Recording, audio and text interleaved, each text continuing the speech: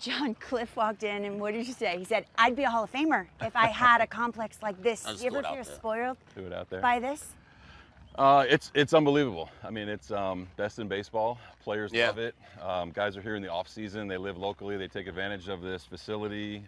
It's everything that you need from a baseball standpoint. Strength and conditioning, recovery.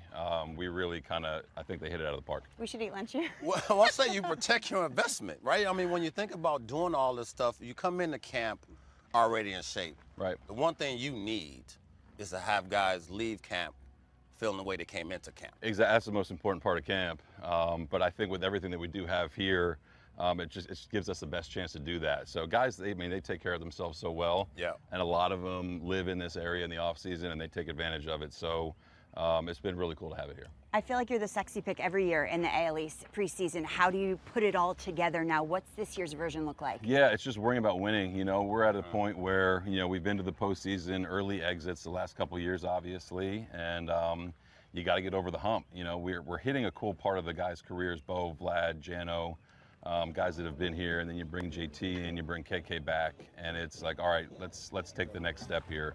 Really, the players, I think, leading that and driving that and talking about it has been pretty cool this camp. And it's just to focus on how we're going to win. You know, take personal stuff out of it, understanding that everyone's going to prepare a little bit differently for each game, and how we're going to win. You talked about that window being open with your boys, the stars. Yeah. Can they put too much pressure on themselves? Can they get to the point where they're feeling it? Because numbers-wise, it looks like they did what they needed to do last year. But across the board, it's always tough in this AL East to consistently be what you need them to be every day. Yeah, no doubt. I mean, I think at times in years past they may have, talking about some of those guys. But again, being a year older, I think them understanding that, sometimes a walk is just as good as a hit when you got, JT behind you or Kirky or someone behind you. So yeah, it's been a cool off season to talk through those things and kind of see where they've arrived.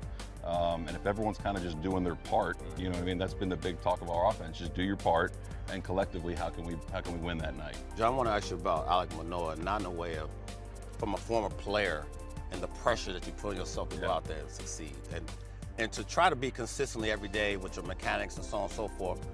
How does he not overwhelm himself and just go out there and be himself and sort of get back on track? Yeah, I mean, for him, I think it's just falling back on his first couple of years when he was really, really good, top 3 Cy Young candidate a couple of years ago. He's got such a way about him. He's confident. I mean, you could talk to him on his worst day, and he still thinks that he's the best pitcher in the world that day. You need that. Yeah, you need that, right? So learned a lot last year, rough year for him. Yeah. Tackled his offseason. He's in tremendous shape. And you don't really find a better competitor than him, which is what has separated him thus far in his career. So delivery, I think, is where it should be. Him understanding that he's moving a little bit better than he was last year down the mound, and just kind of fine-tuning some things. But he's in, I love the way he came in.